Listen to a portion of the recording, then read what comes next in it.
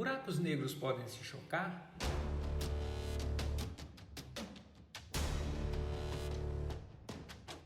Somos do Show de Física e estamos aqui para despertar sua curiosidade para a ciência. Eu sou Giuseppe. E eu sou a Amanda.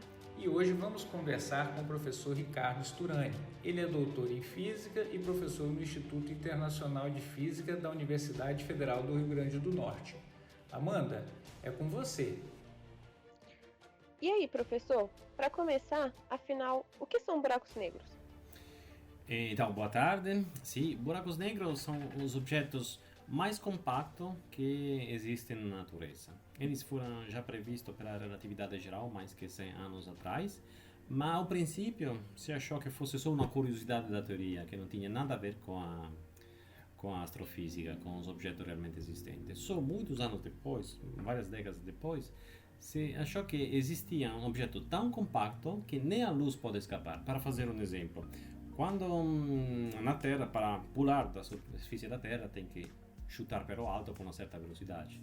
E normalmente, com todo o esforço que você faz com seu corpo, não consegue deixar a superfície da Terra. Não? Você pula e a Terra atrai de volta. Mesmo os roquetes que são enviados, eles ficam na órbita. Então, eles não saem da atração gravitacional terrestre. Mesmo com aquele poderoso motor que eles têm, eles não conseguem sair. A sonda que foram para Marte, eles sim conseguiram sair da atração da Terra. Então eles foram lançados fora da órbita da Terra e escaparam da atração da Terra. Então imagina que a Terra fosse a mesma massa, mas muito mais compacta. Então a atração gravitacional, que é inversamente proporcional à distância do centro, seria muito maior. Então precisaria lançar um objeto com uma velocidade muito maior para que ele escapasse da Terra. Mas na física sabemos que tem uma velocidade limite, a velocidade da luz. Então imagina um objeto com uma massa tão concentrada, uma porção de espaço tão pequeno, então muita massa concentrada num espaço muito pequeno, que nem chutando o objeto com a velocidade da luz ele conseguisse escapar. Então esse objeto tão compacto, que era previsto pela teoria da relatividade geral, mas que se acharam só décadas depois, existem de verdade. E justamente eles são buracos negros porque eles são tão compactos que nem a luz consegue escapar deles. Então, se a luz não consegue escapar deles, não podemos enxergar eles porque eles não emitem luz. Então, buracos negros são objetos mais compactos, mais concentrados que existem na natureza, onde a matéria é tão concentrada que nem a luz consegue escapar. E o que as ondas gravitacionais têm a ver com isso tudo? Bom, qualquer objeto gera um campo gravitacional, mas se os objetos estão se mexendo, eles podem provocar ondulações no espaço-tempo, ao mesmo modo que uma pedra jogada na água. Uma pedra jogada na água cria ondulações. Então, não provoca um deslocamento da água do centro para fora, mas são as ondulações que se propagam. Ou como o som é uma onda. Eu estou falando, as ondas do ar estão propagando essas compressões e dilatações do ar, que são as ondas sonoras. Então a ideia é que a mesma coisa acontece no espaço-tempo. Lá não tem nada, não tem água, não tem ar, mas é o espaço-tempo mesmo que pode subir ondulações.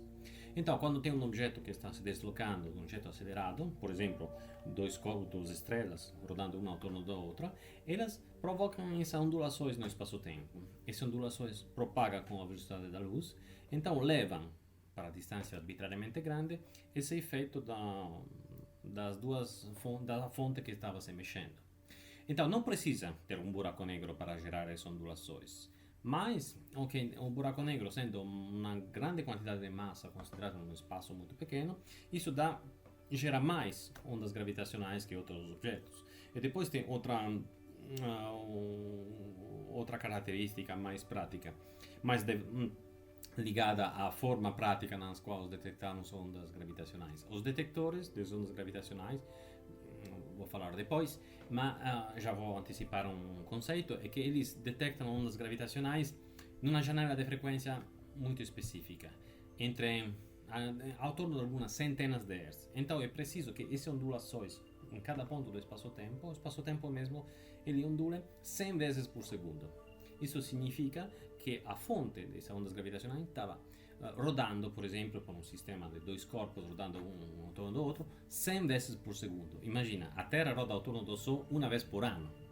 Então, essas outras fontes devem rodar 100 vezes por segundo. Então, você poderia pensar que isso que não tem fontes parecidas que rodam uma ao torno da outra 100 vezes por segundo. Na verdade, eles podem rodar. O problema é que na Terra leva muito tempo rodar ao torno do Sol porque está a centenas de milhões de quilômetros. Mas se você consegue juntar dois objetos a poucos quilômetros de distância, e claramente ele deve ter um tamanho ainda menor para poder rodar numa circunferência de poucos quilômetros, eles conseguem gerar ondas gravitacionais nessa frequência absurdamente alta.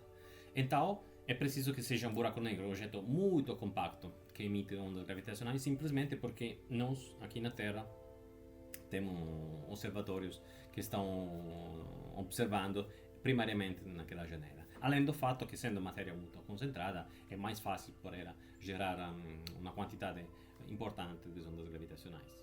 Como elas podem ser medidas ou detectadas? E justamente,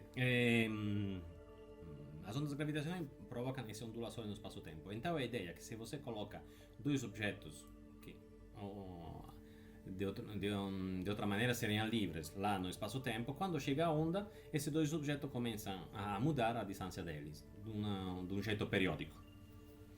Então é preciso de ter dois objetos que sejam completamente livres, que não sejam sujeitos a outras forças, e que fiquem monitorando de contínuo a distância entre eles. Por exemplo, isso pode ser feito com a interferometria laser. Bom, é uma tecnologia, isso também bastante antiga, tem mais que 100 anos. A ideia é a seguinte: quando você tem uma luz que faz um bate-volta uma certa distância, por exemplo, você coloca um espelho e depois recolhe a luz que bateu no espelho, você medindo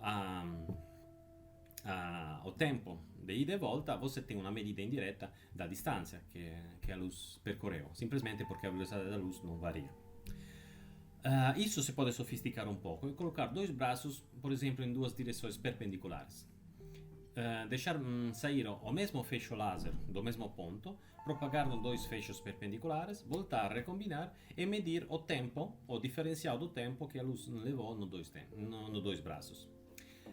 Essa medida de tempo é feita de um jeito muito eficiente, medindo a fase da luz recombinata. Bom, isso é um conceito quantitativo talvez um pouco complicato, ma a ideia é que essa ondinha de luz que propaga num braço e essa ondinha de luz que propaga no outro braço está em um estado bem definido, e quando se recombinam, a recombinação das duas luzes que propagaram nos dois braços diferentes tem uma memória do caminho que percorreram. Em particular, é possível, comparando as luzes que propagaram nos dois braços perpendiculares, saber exatamente quanto caminho elas percorreram. E, por exemplo, se tem uma ondulação que tem esticado um braço e diminuído o outro, isso vai dar um efeito na luz recombinata. Isso é a ideia da interferometria.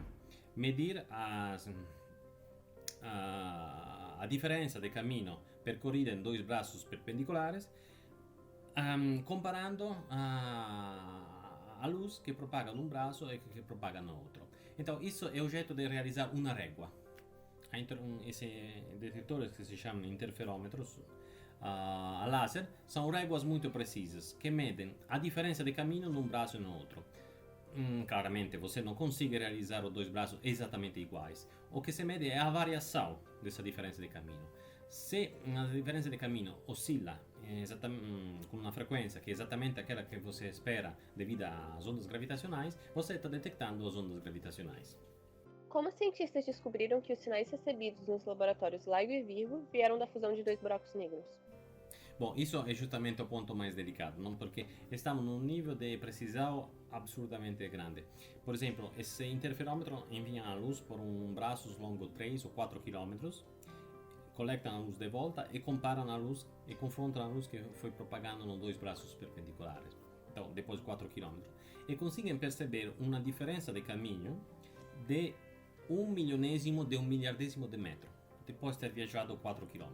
Isso é absurdo. Por exemplo, uma diferença de caminho da ordem até menor da ordem do tamanho do núcleo atômico. Isso não é porque se mede a distância da posição de cada núcleo atômico do espelho que estava lá no fundo, mas se mede com essa precisão a posição média do espelho que estava lá no fundo do braço.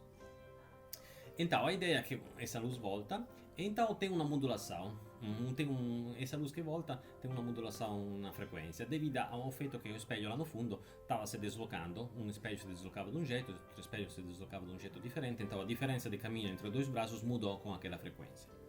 Claramente pode ter muitas fontes de ruído que podem ter mudado a posição do espelho lá no fundo. Por exemplo, um carro passando na rodovia perto do osservatorio, un fisico andando, fazendo jogging lá perto do espelho do interferômetro. Então tem muitas fontes de ruído, mas a ideia é que as fontes de ruído têm uma forma de onda que vai ser diferente da forma de onda das ondas gravitacionais, porque como evoluem esses dois buracos negros rodando um ao torno da outro, isso é previsto pela relatividade geral. Se podem fazer cálculos muito acurados e prever como evolui essa frequência. Essa frequência não vai ser fixa porque os buracos negros estão se apertando, estão se aproximando devido à emissão das ondas gravitacionais. Então, essa taxa de variação da frequência vai ser a impressão digital da emissão da onda gravitacional, que geralmente não vai ser reproduzida para uma fonte aleatória de ruído. Me conta, qual o futuro do estudo sobre as ondas gravitacionais? O que podemos esperar? Então, justamente, no futuro vamos aprimorar nosso conhecimento teórico sobre a dinâmica das fontes. Esses sistemas binários, temos que conhecer eles, modelar muito bem a dinâmica deles para ter uma previsão muito precisa, muito acurada, porque essa previsão tem que ser comparada com os dados são muito ruidosos e temos que distinguir o que é um candidato a ondas gravitacionais com um sinal que pode ser gerado por qualquer forma de ruído. Então, por isso, é preciso ter previsões sempre mais acuradas. Do ponto de vista experimental, vão ser construídos interferômetros, que são réguas muito mais precisas, que podem aumentar de um fator 10 até mais a sensitividade, e pode ser construído interferômetros que são sensíveis em janelas de frequências diferentes. Até agora falei dessa janela de frequência ao torno de 100 Hz. No futuro vai estar disponíveis detectores que serão sensíveis a uma janela de frequência no 1000 Hz, então um milésimo do Hz. Então significa que vão ser sensíveis a sistemas binários que dão uma rodada a cada 3 horas. Então não precisa mais que sejam buracos negros, pode ser anãs brancas, outros sistemas astrofísicos que não estejam tão compactos, porque para dar uma rodada em uma hora o sistema não precisa ser tão pequenininho, tão compacto como um buraco negro. E por isso, do ponto de vista astrofísico, vamos descobrir tudo uma nova, espera naturalmente, é nova série de fenômenos astrofísicos, novos objetos que não se conseguia ver ainda com os interferômetros atuais, que são o LIGO, dois LIGOs nos Estados Unidos e o Virgo na Itália. Então, melhoraram o conhecimento teórico, melhoraram os detectores para ampliar a plateia de eventos que conseguimos enxergar, e isso nos consentirá de saber mais sobre o que compõe o nosso universo. Todos esses objetos são fora da nossa galáxia. Vamos saber mais sobre do que são feitas a galáxia. Os buracos negros que se acha nascem quando uma estrela morre, sobre a população desses buracos negros, qual é a distribuição deles em massa, e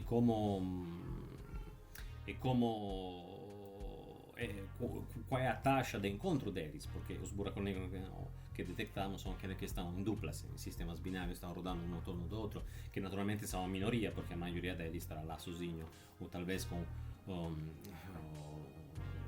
outros objetos astrofísicos ao torno dele, mas longe do momento do choque final da fusão. Obrigado, professor, por ter esclarecido essas questões sobre o choque entre dois buracos negros.